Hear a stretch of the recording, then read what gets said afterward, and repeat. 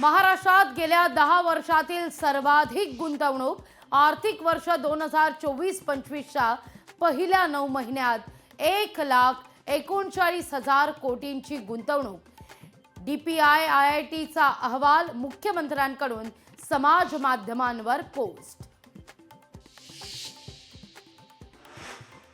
अर्थसंकल्पीय अधिवेशनाचा 5वा दिवस वादळी ठरण्याची शक्यता।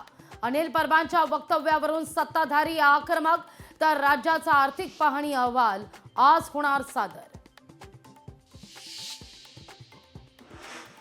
महिला दिनाच्या पूर्वसंध्येला लाडक्या बहिणींना मिळणार फेब्रुवारी आणि मार्च महिन्याचं अनुदान। पात्र लाडक्या बहिणींच्या खात्यात जमा होणार 3,000 रुपये। उपमुख्यमंत्री एकनाथ शिंदेंचा ड्रीम प्रोजेक्ट नवीन महाबळेश्वरला विरोध। शेकडो हरकती आल्यानं प्रोजेक्ट बारगळण्याची चिन्ह।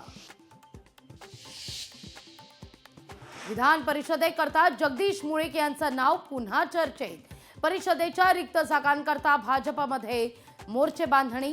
मुळीक यांना संधी देऊन पुनर्वसन करणार का, याकडे नजरा। राहुल गांधी आज मुंबईतल्या काँग्रेस नेत्यांशी करणार चर्चा। आगामी महापालिका निवडणुकांच्या अनुषंगानं तयारी करण्यासंदर्भात सपकाळ आणि वर्षा गायकवाडांसोबत चर्चा। लोकशाही मराठीला सूत्रांची माहिती। हिंगोलीतील बोरखेडी रामप्रसाद नगर गावात तात्काळ पाणीपुरवठा योजनेचं काम करण्याच्या प्रशासनाच्या सूचना। पाणी टंचाई संदर्भात लोकशाही मराठीनं बातमी दाखवताच प्रशासन जागं। उकाड्यानं हैराण नाशिककर अचानक गारठले।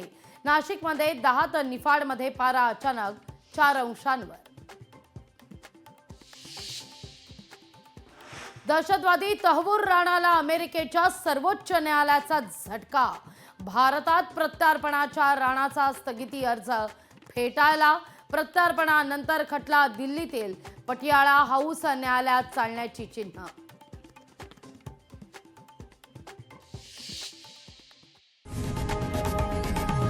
लोकशाही मराठी ऐका, पहा, जागरूक रहा।